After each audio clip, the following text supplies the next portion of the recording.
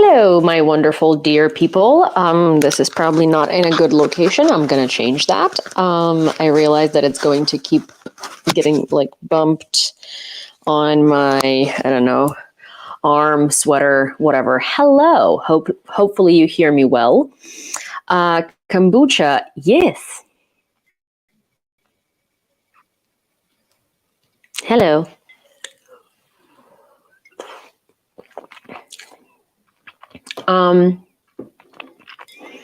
Hi, Jason. Hi, everyone. So I'm live again on both Joey's account and my account. Of course, I have kombucha, Martin. Hi, positive vibes. You know, it's a kombucha. It's a raspberry kombucha. Hi, Joe. Hi, Odin. Hi, P. Hi, everyone. Hi, Justin. Hi, Carolyn. Hi, Anthony. Hi, Niels. Hi, Veronica. Hello, everybody. Hi, Zero. Oh my gosh, good to see you. Привіт, Україна. Я також з України. So I'm live again on both my account and Joey's account. So let me quickly introduce myself. I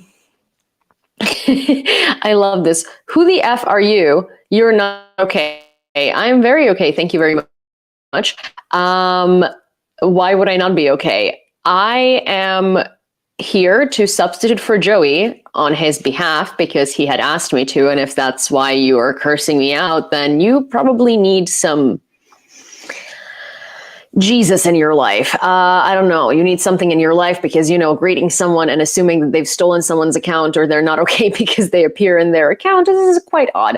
Anyways, Joey and I are friends. I'm Ukrainian. I live in Kyiv. I used to live in New York for 13 years until I moved 3 months ago. And I do news every evening. On my own channel on TikTok and on YouTube. And since Joey is on a vacation for 7 days, I will be doing news on his channel as well. Me and my friend Masha, who works for Kyiv Independent, are also going to be keeping you up with the news through videos. Tomorrow, actually, for everyone and my audience as well, just so you know, Masha is going to be present in the live, I believe. And so she's probably going to appear on my live or on all of these lives. So you're going to get to meet her and kind of ask her questions and get to know her closer as well. Everyone thinks you've locked him up. Well, yes, I have, definitely kidnapped him. And now I have taken over his account because that's a normal thing to do, And so, yeah,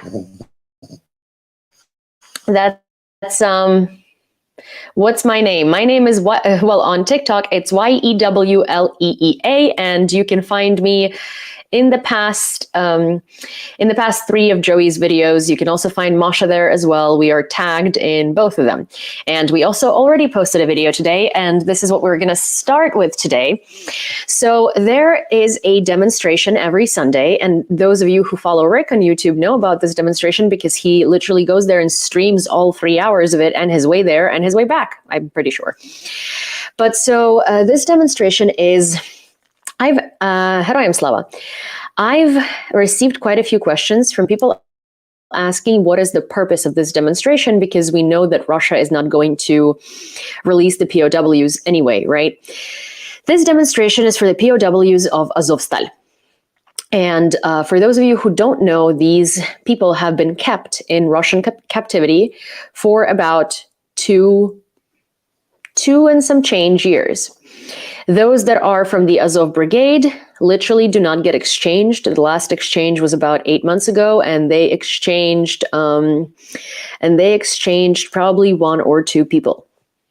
It is a really critical situation because, POWs in general in Russia get treated quite horrendously, and those who are from Azov Regiment, which is now Brigade, obviously get treated much worse. On principle. And on principle, they're not getting exchanged. So if we know that Russia is not going to release them no matter what we do, why do we keep protesting? Why do we have these rallies every Sunday? Why do we show up? Well, first of all, because those POWs have families, and those families need support. And those families want to know that we're not going to forget, we're not going to stop pushing, and we are not going to stop talking about them, and we are not going to give up. Even if we don't see immediate results, we are still going to push for it.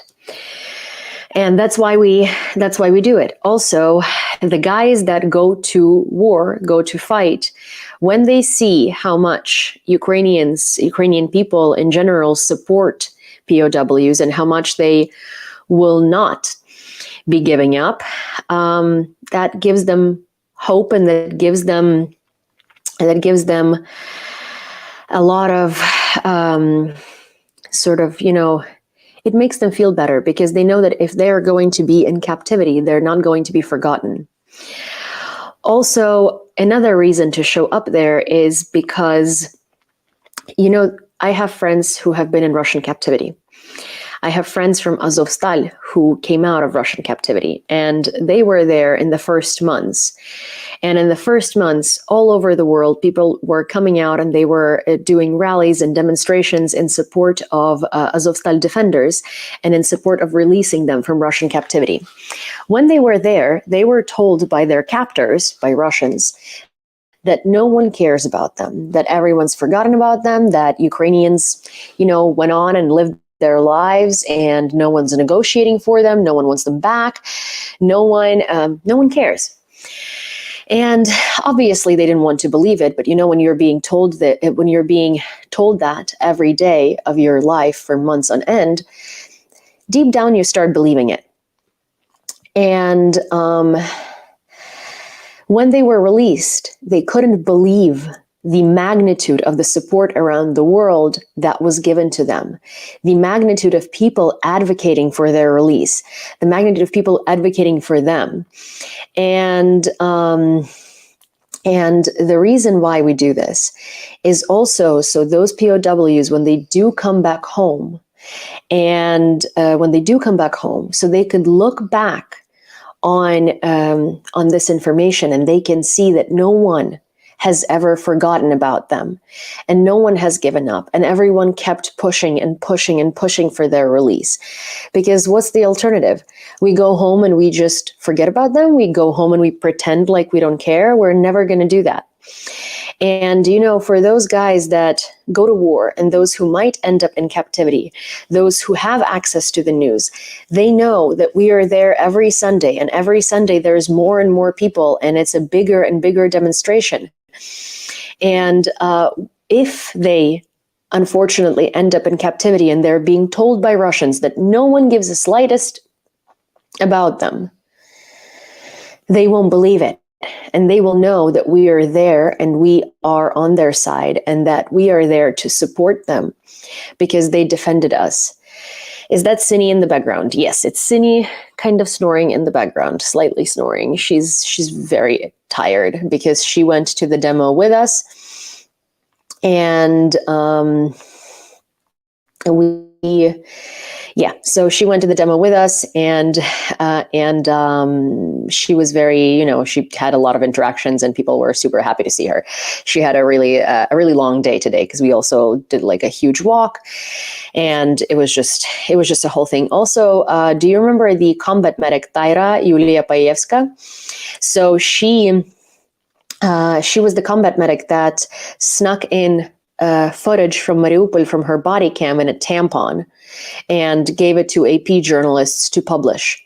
So she was at the demonstration. I did not have a chance, unfortunately, to talk to her, but Masha did. Masha from Kyiv Independent, the girl that you're going to meet hopefully tomorrow on the stream, and you'll be seeing in more videos. And she was in the video with me in the red coat. Hi, Dorota. And Masha interviewed her, and that interview is going to be coming out on Kyiv Independent at some point. I actually introduced myself. So after the rally, because I brought two of my friends to the rally, my childhood friend Sasha and her boyfriend Zhenya. You probably have met them on Rick's stream. It was their first appearance on YouTube ever. And met them, then you know who I'm talking about. If you didn't meet them, then, oh well, one day you will. So I brought them out to the rally, and we were going to go get breakfast after the rally, though, you know, the rally is at noon, and we got out of there at 2:30, I believe. So it wasn't breakfast, it was a late lunch. And it was at a cafe right near the rally. So naturally, a lot of the people who were at the cafe were coming from the rally. And this one particular person was there who was sitting at a table next to us. And that person is, his name is Alexander, and his call sign is Stepan. And you might have seen him because he is the former military serviceman who's lost both feet. And he was traveling with a ballet in America, and he was dancing with them. While he does not have the large, he doesn't have legs under his knee. So he still has his knees, but does not have any legs underneath that. And he was dancing with a ballet. And so that's kind of how he became quite famous. So right now in Ukraine, he has a YouTube show, which is called Vidvalnih, or I guess, hi, Chris. Welcome. Thank you for subscribing to my channel. I really appreciate it. That does help me and goes a very long way. So he ended making this channel, and this channel is about inclusivity in Ukrainian cities, or lack thereof.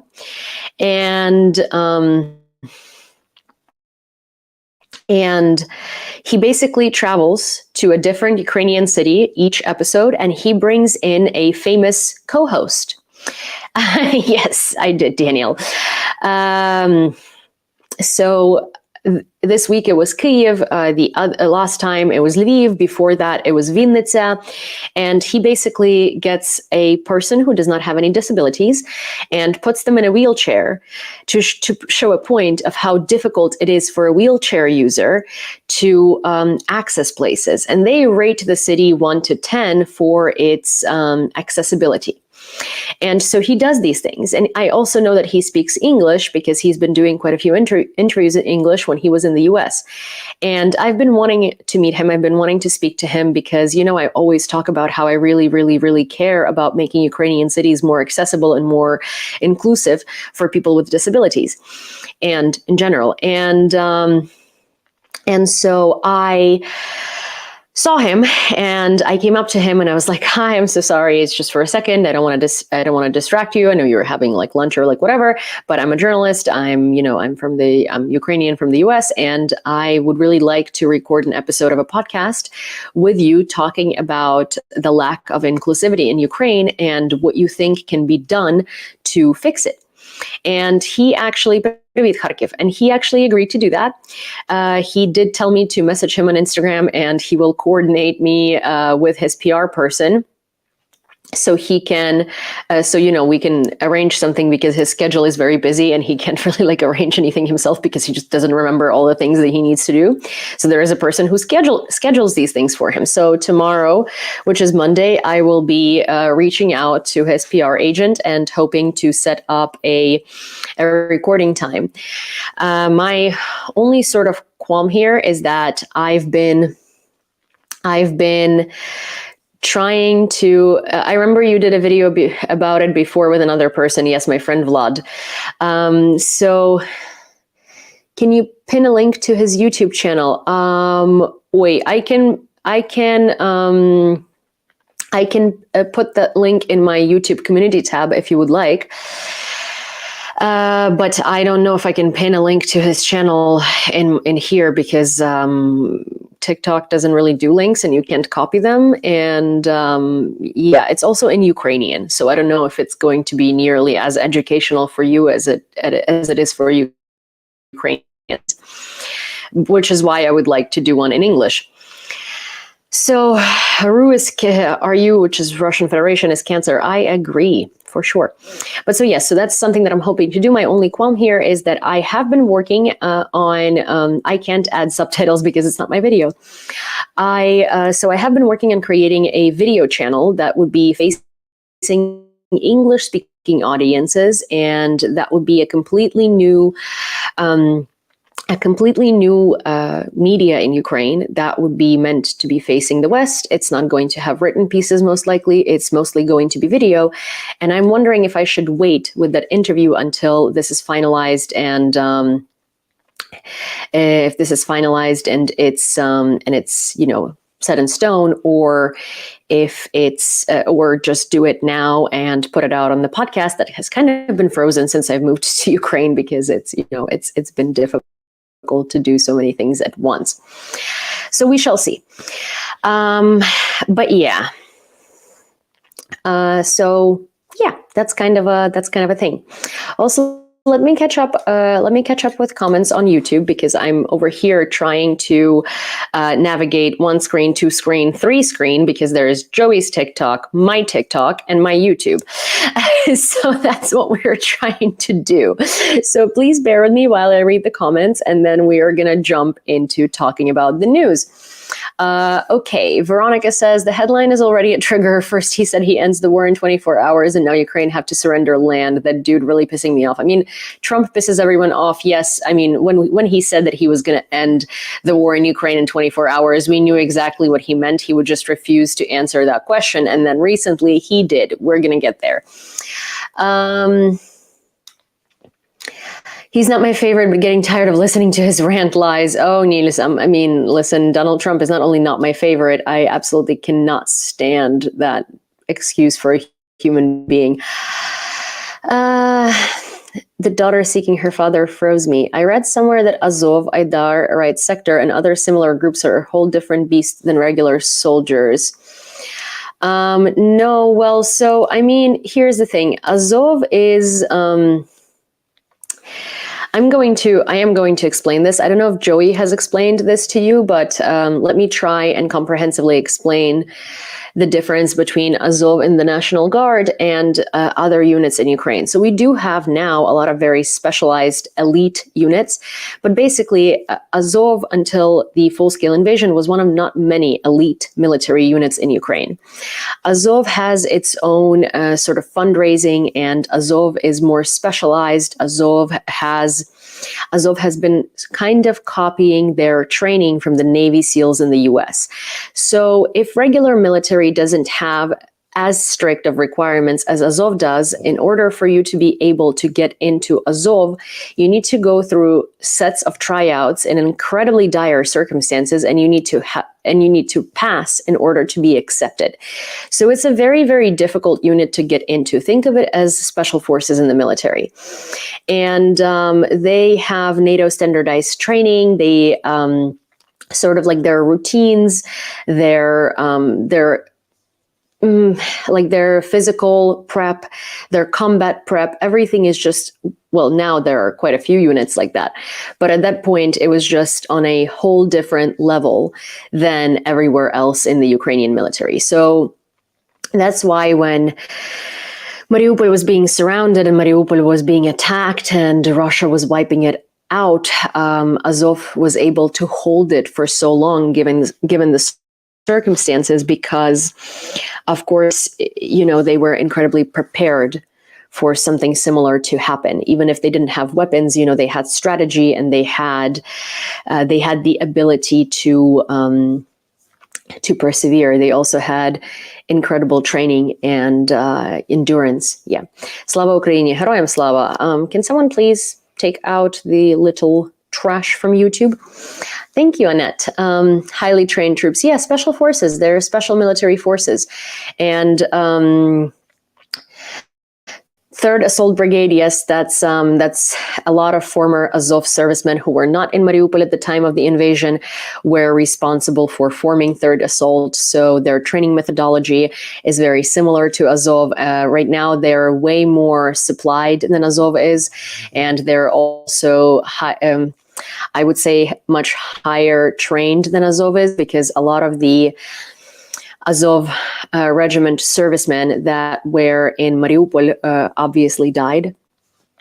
and a lot of them are still in captivity, and a lot of them are injured beyond being able to continue serving.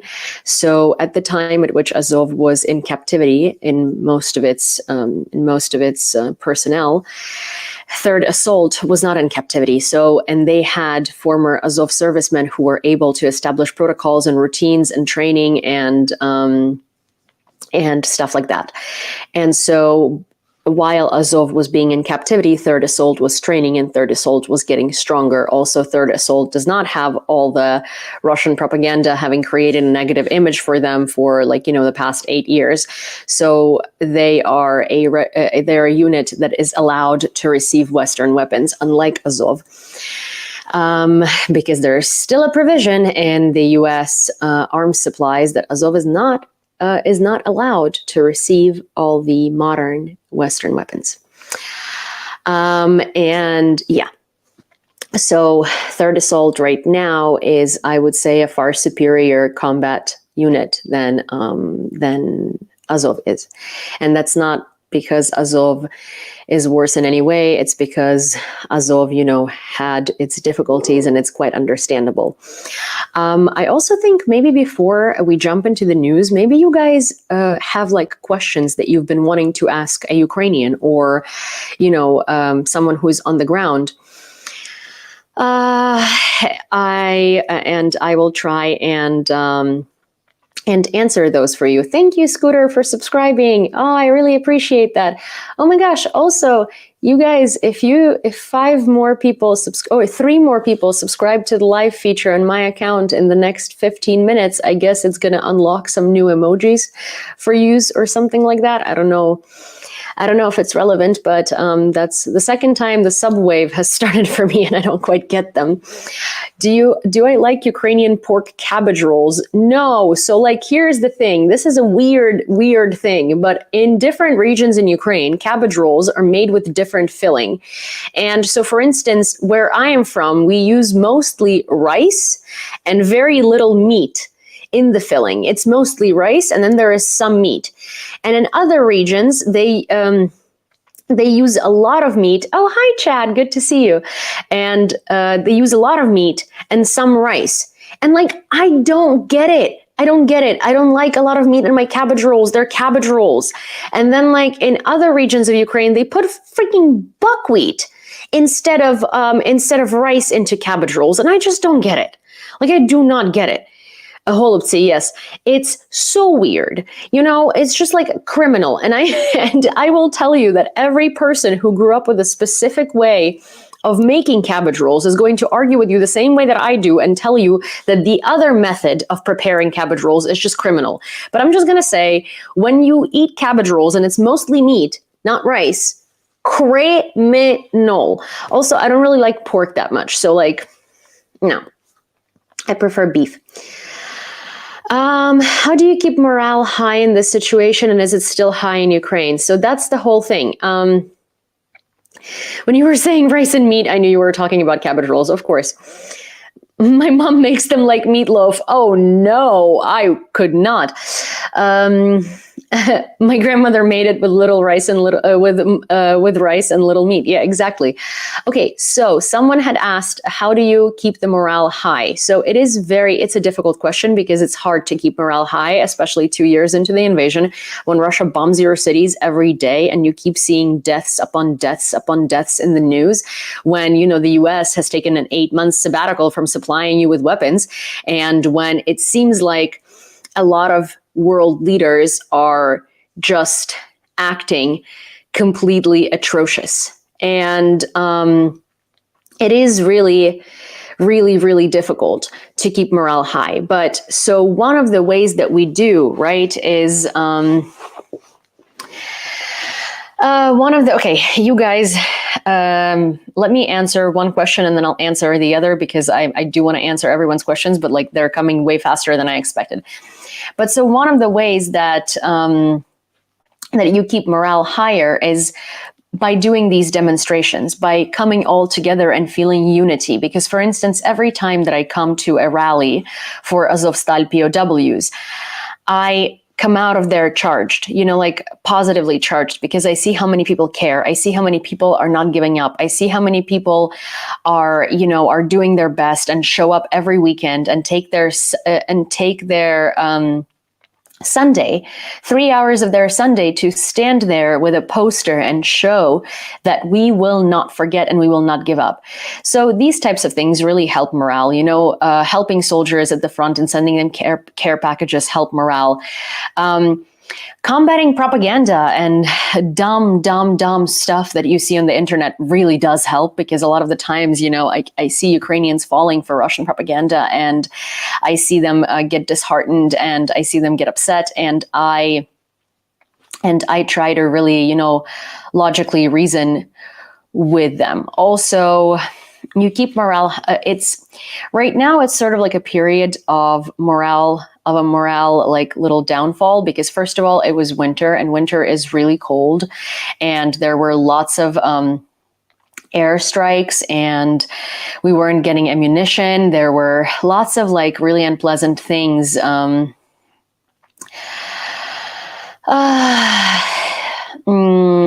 happening, and it's been 2 years of war. It's bound. The morale is bound to be going down, and it's normal. It's a cycle, right? And until something like bigger happens, either an offensive or a large arms delivery or progress in some in being approved for a specific type of weapon or something like that, it's going to be hard to boost morale, and that's normal. It's normal. It's like it's a plateau, and it's a plateau in a way because of all of these factors. Like, think about, your days. Like, imagine you get a new house and you move in and you're so excited and you are thrilled and you're like furnishing it and you're buying all of these things. And while you have all of these new things happening to this house, it's exciting. And then at some point you get used to it, right? And like, oh, maybe a faucet broke, or like maybe there was like a roof leak or something. You get upset, right? Because you're not nearly as like motivated to begin with. And, it's been a while. And so until something cool happens, or until you get like a new piece of furniture, or until you, build an extension or renovate your garage or something like that, you're not necessarily going to be as excited as you were in the first weeks or months, right? So this is kind of similar. And I hate making this analogy. I just like making analogies to real life, because it's easier to sort of understand how these things progress. That happens with everything in life, especially with events as traumatic as this and as difficult as this. So yeah, that's that. It's a powerless feeling here in the US amongst the people who want to help Ukraine. I feel you. If you live in a state where your representatives are supportive of Ukraine, a lot of people, for some reason, think that they shouldn't be calling them and harassing them because they already support Ukraine. I would say call them and harass them, and harass them to convince their counterparts that don't support Ukraine, or are not as keen to support Ukraine, to push and to try and convince them, and tell them that you won't vote for them otherwise. I feel like sometimes we get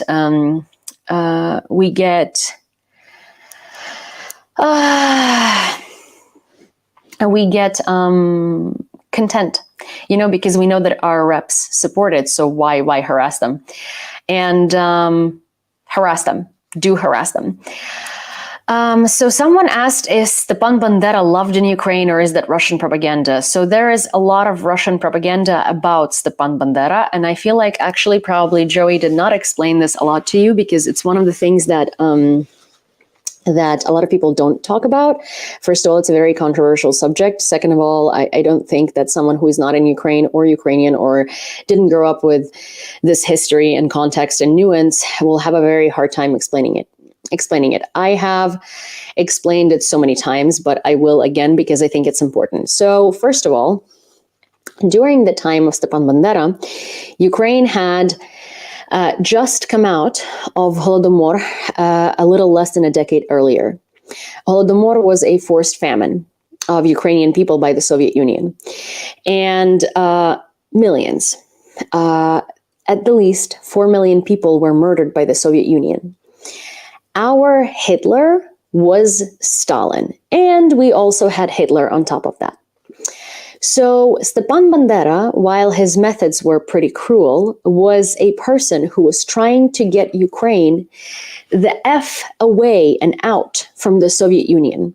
Because at that point, people like to see Ukraine for some reason as like this ally and like part of the Soviet Union. We were not part of the Soviet Union. We were invaded by the Bolsheviks and brought into the Soviet Union against our will, and then we were being murdered every decade in hundreds of thousands to millions.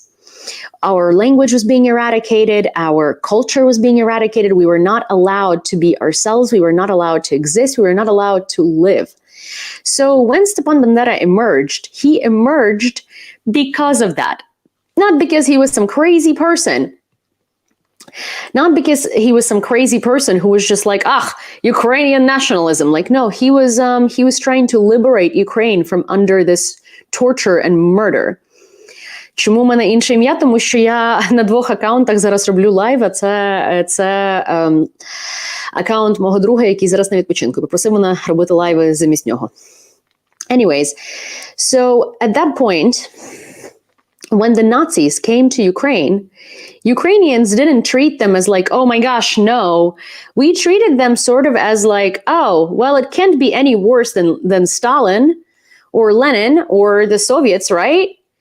So yeah, maybe our initial reaction wasn't nearly as strong as everyone else's, but that's because what we have lived through before that was about as awful. Ukrainians weren't like opening, we weren't welcoming them with open arms. That's not what happened at all.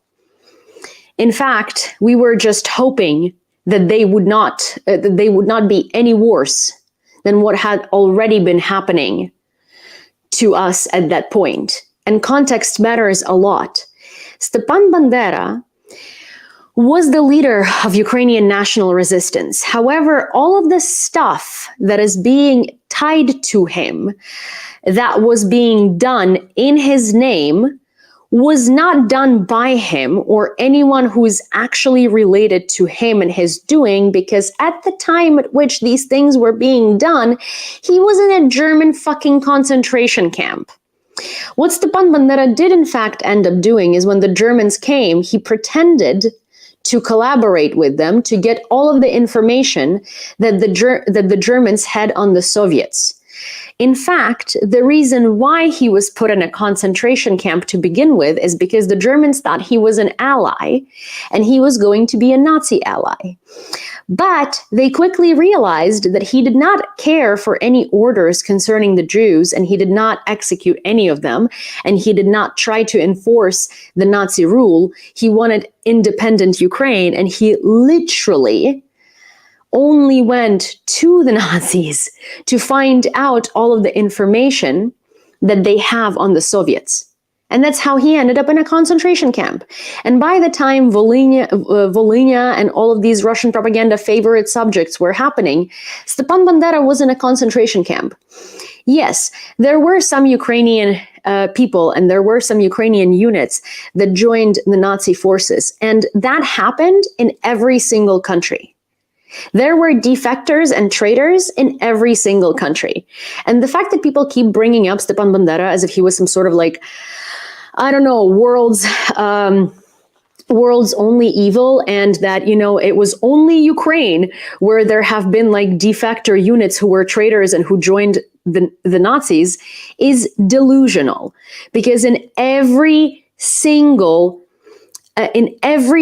country, there were military units that literally betrayed their side and joined the Nazi cause. It wasn't just Ukraine. And in Ukraine, that was 1 or 2 units. The rest were literally fighting against the Nazis. And most Ukrainians, in fact, were being thrown to the front in the Red Army against the Nazis, because we were so close to Europe territorially. And most of the people who died defending the Soviet Union from the Nazi invasion were Belarusians and Ukrainians, because we were the first people on the way. Then also, for instance, my grandparents were born around the time when World War II came to Ukraine. And all of them, like one, say that they have never been as scared of anything as they were of the Red Army. And that was our army on our side from our Soviet Union, the army that was killing us. These soldiers would come to Ukraine, they would murder everything around them, they would loot everything around them, they would shoot everything around them, they would assay all the women, and they would do all of these horrendous things. They would do things to Ukrainians that no one else did. So a lot of Ukrainian people actually, comparatively, have had, so unless they were Jewish, of course, because in that case, no one can really say that, you know what, that's actually not a right way to do this. But basically, most Ukrainian people who have experienced both the Soviets and the Nazis literally say that both of these were about as fucking evil.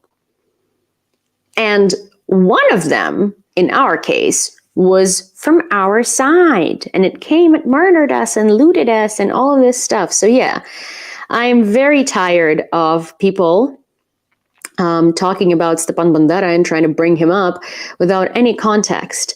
And the thing is, like, I'm not trying to justify him, okay? I'm not trying to, like, make him into a hero. I'm not trying to, like, make you guys like him or anything like that. What I'm trying to say is that there is a lot of context that is not being said on purpose to paint it as some sort of, like, Ukrainian Nazi rebellion, while at the time at which Hitler came to Ukraine, we had already had one Hitler, and that was Stalin. And before him, it was Lenin. And after him, it was Khrushchev. And after him, it was Gorbachev. And for us, by the time that Nazis reached Ukraine, our attitude was basically like, well, this can't be any worse than what's happening now, can it? So there is that. Okay, let's do like a question or two more, and then I'm going to get into the news because it's been almost 40 minutes and I haven't done the news for today yet. Who else was asking questions? And also, you guys, for those of you who are new here, hi, I am not Joey, as you might have noticed. I'm substituting for Joey while he's on vacation with his beautiful wife for 7 days, and I will be here either every night or most of the nights, and I will be doing the news and catching you up. Also, me and my friend Masha will be posting videos throughout the day, or at least a video a day, sort of like catching you up on things in Ukraine. And since we are in Kyiv on the ground, maybe we can give you a little more perspective on things on the ground. In the meanwhile, if you would like to keep up with me after Joey comes back, I have my own TikTok channel and YouTube channel as well, and both of them are this right there on the screen where Rebecca pinned it in the comments, and that's where I am every day. And that's that. Okay, I have videos where old Ukrainian women talking about German Nazi and Russian Putinists. Yeah, I mean, that makes sense. Most people use to recognize context, but now they all swallow the shit from based trad Putin. Oh my gosh. I mean, people just don't care for context. Attention spans are like 1 second. Do Ukrainians understand that it's not Biden's fault about weapons, but MAGA Republicans? Well, I mean, yes and no. So we are definitely very disappointed in the Biden administration, but we do understand that it's not Biden who's not giving us the aid. And however, so here's the thing, it's complicated. Like, Ukrainians are not... When you ask me, I can't really tell you the correct answer because I've lived in the US for 13 years and I understand the US politics as well as I understand Ukrainian politics, right? Because that's kind of it's my home and I understand it very well. So for me, I understand it much more than your average Ukrainian does. Yes, most people do understand that it's MAGA Republicans and it's not Biden's administration. However, most people also are very pissed with Biden because of how many times his administration has held up weapons deliveries and has held up approving certain weapons to be given to Ukraine. Also, the latest thing that really pissed off Ukrainians, especially in the one of the things that really pissed off Ukrainians, and I agree with it profusely, unfortunately, is when the U.S. Current administration was upset that Ukraine was striking oil refineries in Russia. And I think that at this point in time, the U.S. literally has zero say in what we use weapons on, especially our own weapons, and especially when we have been stranded for 8 months by the US and have not received anything in terms of help. So also, because we're not getting weapons on time, we're not getting air defense, we're not getting literally things that are like critical and crucial, and then we are striking oil refineries because that's what can help us legitimately stop the war and exhaust Russia's ability to conduct war, because that's where they make the most money. And the US is like, yeah, we don't like it. And it's kind of like, well, we don't care, because that's our only way to survive. Because, you know, if the F-16s were approved a little earlier, and if we had them at all, that would have been great.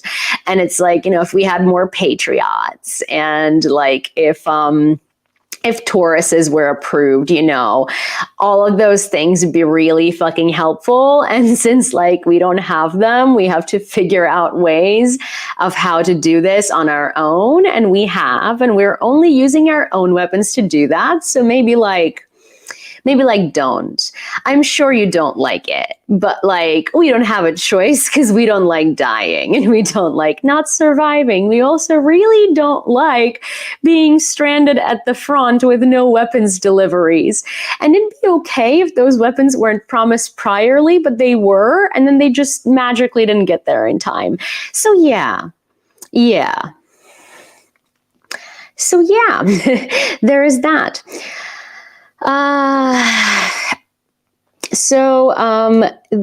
Someone was also asking if striking oil refineries would actually help Ukraine exhaust Russia's ability to conduct the invasion. Yes, it would help a lot, because Russia makes most of its money from oil and from gas and from diamonds, which is one thing that people usually don't mention, because diamonds are incredibly difficult to sanction, because if they are not worked on, you can't really tell where they came from. Bada boom. Also, for those of you who are following Joey right now, or this account that I'm pointing to right here, hi, I'm Yulia. I'm substituting for Joey. So if you decided to hit follow because you found what I was talking about interesting, do also consider following me on my account right here. I have a YouTube and a TikTok, and Joey is fantastic. Do follow him. He does daily updates on Ukraine, but right now he is away for 7 days for a very much needed vacation, and I am here substituting for him. Okay. Oh, Armin's quote of the day is right on time, and I will be reading it to you for those of you who don't know, who are new here. We have a viewer on YouTube. His name is Armin, and he knows so many quotes. He's so good with quotes, and every single time that he watches the live, he gives us a quote of the day. And so it's up, and I'll read that, and then we'll get to the news. Not by speeches and votes of the majority are the great questions of the time decided, but by iron and blood. Otto von Bismarck. Von Bismarck wasn't being pessimistic. He was being realistic. Thank you, Annette. And I agree with Armin. Also, see, what I like about his quotes is that they're always very on point. They're very relevant, and I agree with them profusely. Okay, so we're going to get to the news. I'm going to look this up very quick because I do, there is information that Trump had privately said, oh, here. Donald Trump had privately said that he was going to convince Ukraine, aka force Ukraine, to surrender occupied territories, particularly Crimea, Donbass, and the rest, if he becomes president. That's an article coming out from Washington Post, citing sources close to Donald Trump. So Trump had always been saying that, he would end the war in Ukraine in under 24 hours.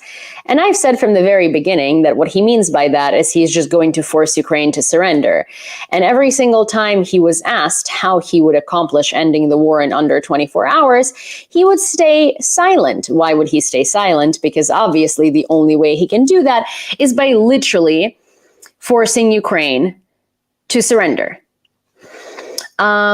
And there we have it. There is confirmation, albeit from anonymous sources, but from Washington Post. And Washington Post is normally quite credible out of all of the publications that have screwed up and that have cited anonymous sources and wrote literal propaganda, like the New York Times, the New Yorker, the Time,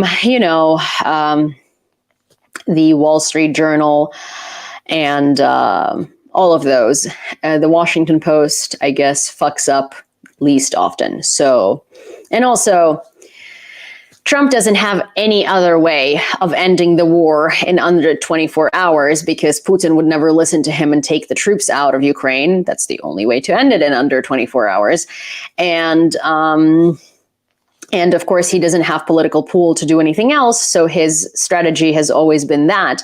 It's just never been confirmed by anyone. And now it has been, and I am very much willing to believe these anonymous sources cited by Washington Post because realistically, Trump had always said exactly that, just in vague, convoluted terms. Zelensky expressed concern that the existing air defense reserves may not be sufficient in a month's time, given the ongoing high intensity of shelling. There are situations where only Patriots or similar systems can be effective. We have to decide which target to protect, whether it's this city or another. Currently, our air defense reserves are adequate, but we must consider what the situation will be tomorrow. If the intensity of Russian attacks continues, we may face shortages, he stated in an interview with Ukrainian TV channels.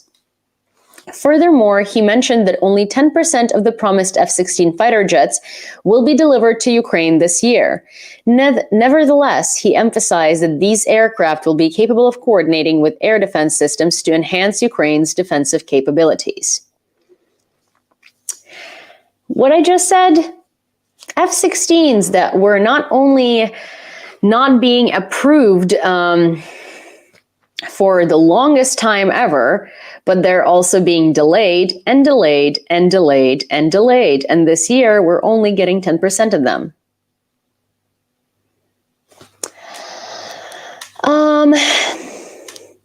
While Russia seeks out weak points in Ukraine's defense, Ukraine is relying on the mistakes made by the enemy, according to CNN.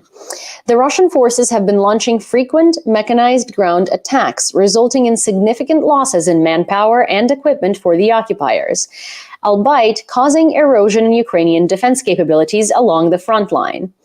Katerina Stepanenko from Institute for the Study of War suggests that Russia's objective may be to identify vulnerabilities and exhaust Ukrainian defense capabilities in preparation for summer offensive operations. Ukrainian military forces are holding firm, awaiting ammunition and air defense equipment from allies, mobilizing additional troops, and banking on continued errors by the Russian command. Despite Russia's ability to adapt, such as constructing multi-layered defenses and deploying advanced weaponry like attack UAVs and cruise missiles with cluster warheads, Ukrainian forces have been constrained due to limited Western assistance. The ratio of artillery shells on the front line currently stands at least 5-1. Although Ukraine's military industry is More innovative and successful in targeting Russian infrastructure, the lack of substantial Western aid has hindered its ability to fully capitalize on the exhaustion of Russian forces. Matthew Schmidt, an associate professor at the University of New Haven, suggests that Ukraine's strategy of relying on Russian mistakes may not be sufficient to change the situation significantly.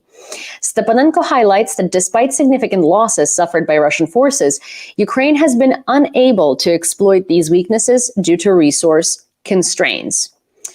Oh my gosh. Thank you, Rebeckies. How about Czech found? They are being delivered now, but the Czech Republic didn't find immediately the 1.5 million shells. They need to be paid for and they need to be delivered. But yes, finally, we are getting new ammo supplies, which are incredibly necessary. And it's significant help. Without that, we would be in a lot of trouble. And hi, Latvia. Thank you so much. And it's incredible what Czech Republic had come up with and what they have convinced the EU to do and how much they are helping. It is words cannot express the amount of gratitude we have for that.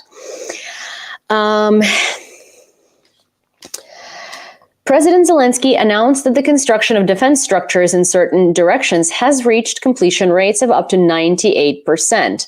The plan is to finish constructing fortifications across all directions within the next couple of months.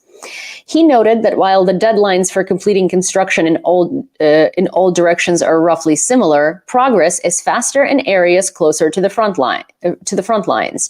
This prioritization ensures that areas facing immediate threats are fortified more rapidly. Estonia has discovered an additional 1 million shells destined for Ukraine, as reported by Forbes. Anna Pevkur, the Minister of Defense of Estonia, revealed that these munitions are valued at approximately $2.2 billion. They include 155mm projectiles conforming to NATO standards, 152mm projectiles following Soviet standards, and Grad missiles. This significant contribution from Estonia is poised to bolster Ukraine's defensive capabilities, and this support is deeply appreciated. And it so really, really, really, really is. So the new Slovak president is really, really supportive of Ukraine. So Slovakia had just had a presidential election, and the guy that won it is incredibly supportive of Ukraine, and that's very good because Slovak Prime Minister is unfortunately not, and he seems like a part of the Putin caucus. So yes.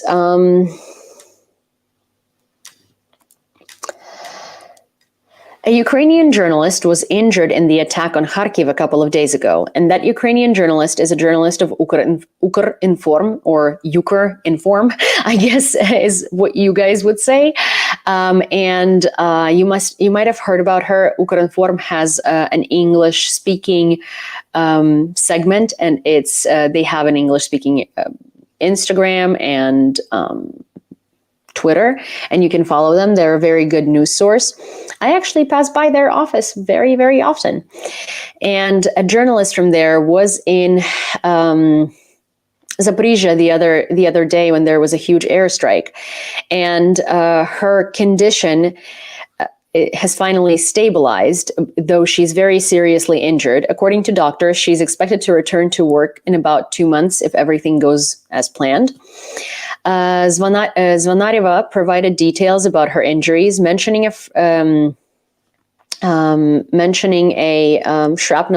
piece of shrapnel in her stomach, which doesn't require immediate removal, as well as recovered shrapnel pieces from her leg and arm. She also mentioned a broken thigh bone with the presence of an Lizarov device and a plate. So she is in quite of a condition, and it's good that their prognosis is that they're forecasting that she's going to be back to work in 2 months, because those sound like very serious injuries, and it's very delightful to hear that she will be back. That she will be back to work soon. Praying Mantis, hi, hello, good to see you. I am over here substituting for Joey. President of Finland, Alexander Stubb, believes it is justified to keep the border with Russia closed. No more words needed. Yes, it is very justified. Привет, Kherson. It is very justified to keep the border with Russia closed because why would they want Russian immigration or Russians crossing the border into Finland so they can further try to further colonize it and then try to dictate their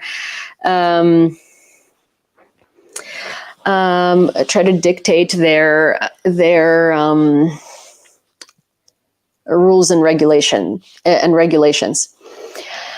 The recent attack on Kharkiv center by Russian forces resulted in casualties and injuries. According to the regional military administration, several districts of the city were shelled, leading to injuries to 3 women and 1 civilian man. Among the injured, a 45-year-old woman sustained shrapnel injuries, while 2 women aged 37 and 72 were diagnosed with acute stress reactions. Further explosions occurred around 2 p.m., although authorities have not yet disclosed the full extent of the consequences of these attacks. Also, let me check something really, really quick.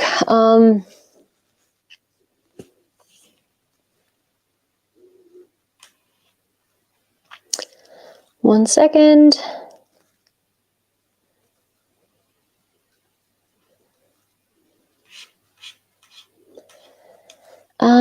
Jens Stoltenberg warned that the alliance of authoritarian states is increasingly cooperating against Western democracies. According to him, the alliance is becoming more and more cohesive. Russia accused Ukraine of a drone attack on a unit of the occupied Zaporizhzhia nuclear power plant, to which the International Atomic Energy Agency responded. The management appointed by the occupiers stated that the Russian forces attacked the dome of the 6th power unit of the Zaporizhzhia NPP, causing no critical damages or casualties and no threat to safety limits. Additionally, damage was reported to a truck with products in the area of the cargo port and canteen on the territory of the ZNPP. Rosatom, managing the occupied facility, urged the IAEA and EU countries to react to the situation.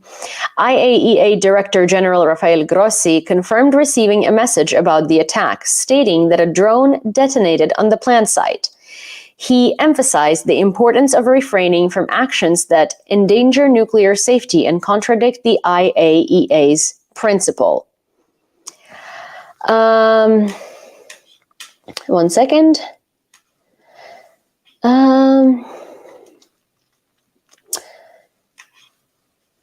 Oh yes, oh my gosh, sorry. I am okay.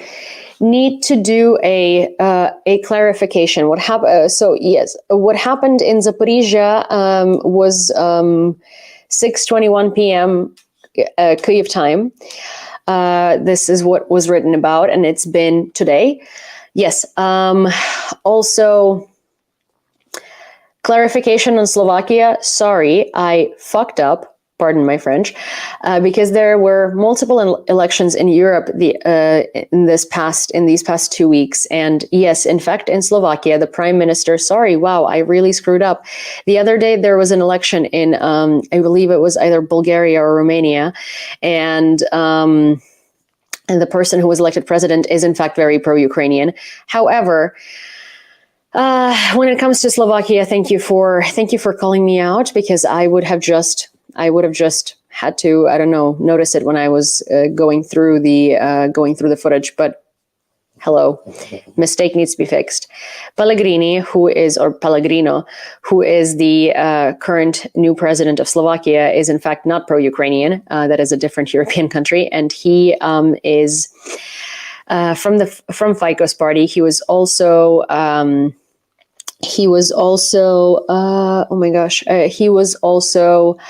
blamed for practically destroying the justice system in Slovakia, and he is He's been blamed in a lot of corruption. He is, in fact, from the Putin caucus. He is, in fact, Fico's best friend, and he is, in fact, horrendous. Sorry, that was really bad. The other day, we were just talking about elections everywhere in other European countries, and actually every leader that has been elected has been very great and very pro-Ukrainian and better than the previous guy. And I just, was on that wave. So thank you for pointing that out. You are correct. And maybe I just need to sleep more. But yes, do pay attention to the corrections, and thank you for calling me out. That's great. Okay. Sorry, there are so many things that are popping up on the screen right now. One second. There is nothing known about the casualties in Zaporizhia. There is nothing known about the casualties in Zaporizhia, and someone was asking, and yes, the situation at the Zaporizhia nuclear power plant is awful because it's been occupied for nearly 2 years, and Russians are playing with fire there. There is a lot of military equipment that's being kept there. They're not, the personnel that works there, has actually no proper and adequate training in operating Zaporizhia nuclear power plant, and there's shelling happening in Zaporizhia every day. So really, it's kind of like, it depends on our luck whether something happens there or doesn't, because Russia is not the most responsible country. I don't think they would do something on purpose, but I think they're stupid enough to screw it up by accident. So there is that. President of the European Commission, Ursula von der Leyen, asserted during her re-election campaign launch in Greece that Putin's allies in Europe are attempting to rewrite history and undermine the future of Europeans. One sec. Sini, hey, Sini, come here. Come here. Girl, come here. Come on. Sorry. Sini, come here. Come here, baby. Come here. Yes, hello. Thank you. Von der Leyen highlighted that Russia's aggression extends beyond Ukraine, aiming to destabilize Europe through hybrid attacks. These include cyber attacks, manipulation on social media, and the instrumentalization of migrants. Always. She pointed out examples such as the AfD in Germany, the National Front in France, Confederacja in Poland, and others, emphasizing that while the names may vary, their goals align. Von der Leyen emphasized the importance of fighting back against Putin's allies in Europe in the days, weeks, and months ahead. Russian propaganda machine is truly becoming much more significant, and they are constantly advancing, and they're constantly expanding. Because it's Russia, and since they're not the strongest on the battlefield, they do manipulate the information front quite a bit. And we're seeing that with even, have you noticed that on Twitter, there are a lot of videos that are basically showing, migrants from different countries, like assaulting people on the street, especially in Italy, or like doing something crazy or robbing people and things like that. And these are going viral, and they're all like super anti-immigration and stuff like that, because it's much easier to unite people in hate of something than in love of something. So that's why a lot of these videos are aiming to unite people in hating something, and then are aiming to push forward politicians that are hating that too. The Washington Post has learned about a secret plan purportedly devised by Donald Trump to end the war within 24 hours. According to sources who spoke on condition of anonymity, Trump's plan involves pushing Ukraine to cede Crimea and Donbas to Russia. Trump allegedly claims in private conversation that both Russia and Ukraine seek a face-saving solution that some regions of Ukraine wouldn't oppose becoming part of Russia. Not true. Garbage. However, Trump's spokesperson, Caroline Leavitt, declined to comment on the matter. She dismissed the credibility of the sources, stating they have no idea what is happening or will happen. Yeah, okay, well, we have an idea, because that is very on par for Trump, and there is nothing else that he could feasibly do. Yusuf, the representative of the main intelligence directorate, emphasized that Ukraine is not engaged in any armed provocations on the territory of the Zaporizhzhia nuclear power plant under illegal Russian occupation. He denounced the Russian Federation's claims of Ukrainian involvement in strikes against the ZNPP and as unfounded and dangerous. Of course, Russia always does horrendous things to Ukrainian facilities and Ukrainian people and then tries to blame Ukraine for them. According to Yusuf, the Russian Federation's actions, including simulated strikes and the deployment of troops and weapons near the ZNPP, pose a serious threat, not only to the nuclear facility, but also to the civilian population and the environment across Europe. He described these actions as part of a well-known and constant criminal practice by the occupiers. In the Russian city of Orsk, after the repeated breach of the dam on the Ural River, the work of the Orsk Nafto Orgsintes refinery was suspended. Aw, sad. Another oil refinery in Russia has ceased to exist and has joined the afterlife. Cindy, sorry, my dog is like being crazy right now. Thank you. Thank you for reading them and watching them, and thank you for sharing my Instagram posts. I really do appreciate that. The shooting of 3 Ukrainian prisoners of war has prompted official letters to be sent to the UN and the International Committee of the Red Cross, according to Dmytro Lubinets, Commissioner for Human Rights. The exact location and timing of the crime remain unknown, although preliminary information suggests it occurred near the village of Krynki in the Kherson region. Lubinets underscored that the killing of prisoners of war constitutes a blatant violation of the Geneva Conventions on the treatment of prisoners of war and constitutes a serious international crime.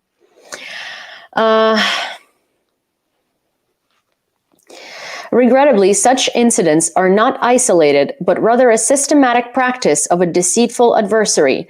Lubinets emphasized the need for these cases to serve as evidence for criminal tribunal. So, you might remember the video where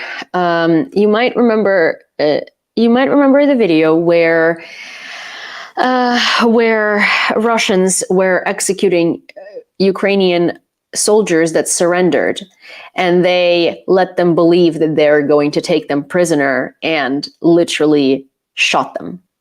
There were 3 of them. And that's the case that was talked about just now. Syrsky and Umerov examined the latest advancements, indicating that Ukrainian enemies would notice the impact. The innovations extend beyond ground and aerial drones to include robotic systems capable of mine clearance, remotely operated strike platforms, and other technologies that will soon be operational. Our enemies will undoubtedly feel their effect, Syrsky noted. You should speak at the UN and let them know what's really going on. I wish, but also the UN doesn't care. Both sides are criminal against each other.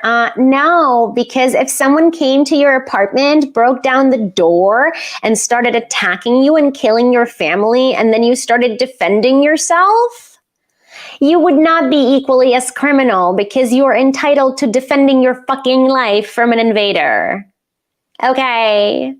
And now, before I'm, too annoyed to deal with you any longer, leave because, someone will make you leave. Bye. Enjoy your brainwashed little mind. Anyways, maybe stay away from washing machines. You've had one too many laundry cycles done on you already. If you are planning on putting nukes in your apartment and aiming them at your neighbor, there is literally nothing that can back up this claim because Ukraine, first of all, nukes? What nukes? There were never nukes in Ukraine after we surrendered them in exchange for Russia legitimately promising that they would never invade us and they would actually guarantee our territorial sovereignty. Ukraine didn't apply to NATO at all. And most Ukrainians were actually against Ukraine joining NATO, even after 2014. And Ukraine only expressed desire to join NATO after Russia invaded it. So,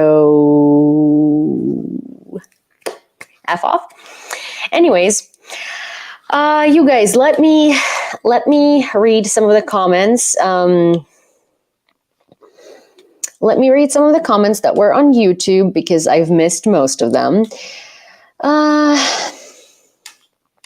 We need clarification about Slovakia. Got that. So Trump will have some history in Slovakia, past or future. Yikes. Yeah. Italians, no surprise. It is Elon supporting that. He's a Nazi simp. Yes, he is. Do orcs live in Orsk? Yes, they do, because that is in Russia. Hi, Jay. Hi, Lars. Okay, in Texas, they believe that Trump is the second coming of Jesus. That's unhinged. Yeah, some people do believe that, but for instance, we have some people from Texas here, and they have not been of that lovely mindset, thankfully. That's a new voice, is it? In that scenario, your neighbor also has 5,800 nukes. Well, yeah, that's the thing. Like, no, I mean, the neighbor that's invading you also has nukes. So, yeah. Oh, dear God, we're in trouble. No, you're not. So, you guys, fundraisers. We are going to restart the final stretch of the fundraiser tomorrow with tomorrow's live. The reason why I did not bring it up today is because all of my phones and all of my electronics are literally tied up in doing this. And so I didn't. Anyways, need to set up infrastructure for being able to receive donations and telling them and being able to read them out loud on live, because that's what we've been talking about. Also, can someone please block the SK person who's created like the 70th account at this point to come and harass me here? Bubba, just get over it. I mean, I understand you're in love with me. I get it. You're so interested. You can't live without me. So every time you get blocked, you come back. I understand. That's a bit stalkerish. I'm not interested. Please find someone else. So we are going to restart that. We are on the final stretch. We are less than $1,000 away from the 6 drones and $15,000. I have been, truth be told, so I got distracted by the fundraiser for the Academy. Also next week or the week after that, I'm going to the Academy with a photographer friend of mine who's brilliant. And we are going to be taking pictures of art with the artists in the Academy, because we are hoping to raise more by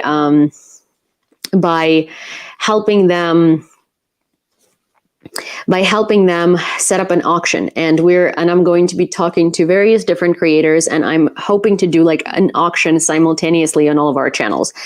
Long story. So we have fundraised for them, and we have raised quite a bit, but in the grand scheme of events, most of the Academy, like a whole art academy, is ruined. So they're going to need a lot of money. And obviously we here are not going to be able to rebuild the Academy for them, because they need probably hundreds of thousands of dollars. So I'm going to try and help them auction off their artwork. So that's sort of what I've been trying to work on. The past 2 weeks have been a bit difficult for me in terms of like memory and organization, and sort of like being able to put things together and keep up, because my thyroid meds ran out earlier. I was very dysfunctional and barely functional for 2 weeks, and they have recently just kicked in because I started taking them again, and it takes a while for me to get adjusted. I've been falling asleep in the middle of the day. I've been sleeping till various ridiculous hours of the day, because when your thyroid doesn't function, it is a bit difficult. So we are on track. We're almost there. I have spoken to my contacts is such a weird word. I have spoken to my friends at Third Assault. They're aware. We are very close, and we also, we did a great thing by pausing for a second and helping the Academy as well. I do have a ton of footage that I'm working on to put together for the auction. To help the Academy and also to show you what had happened there.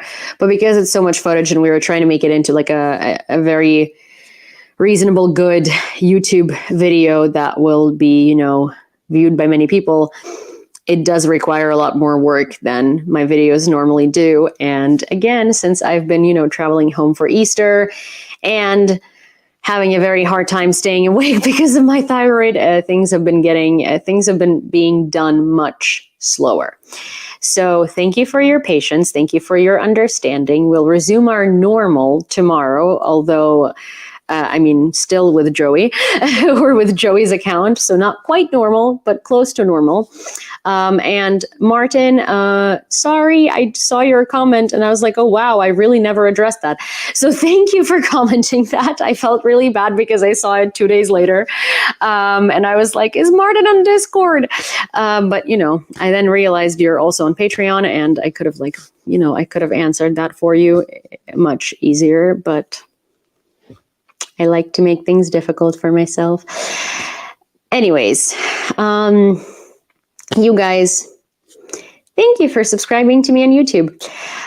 You guys, I'm Yulia. Rebecca over there commented what my social media name is. You can follow me on YouTube, Instagram, and TikTok. And I will be seeing you guys. I will be seeing you guys tomorrow again. In the meanwhile, please follow my social media because I do a lot of updates and they are more political than and contextual in terms of history and culture and geopolitics. So maybe you will find something interesting or discover something new. And Cindy is good. Someone just asked.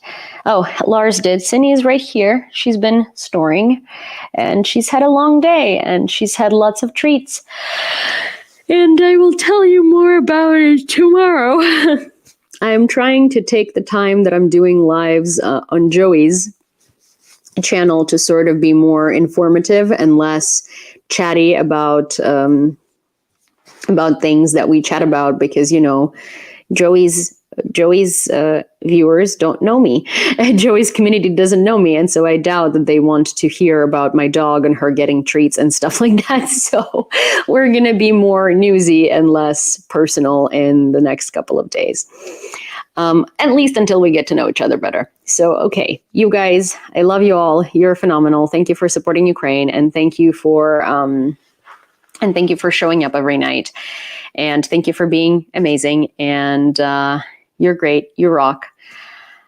I need to pass out. I'll see you tomorrow. Okay. Bye. Okay. I'm going to start from turning off YouTube and then go like this because yesterday I did it the other way around. Okay. Good night.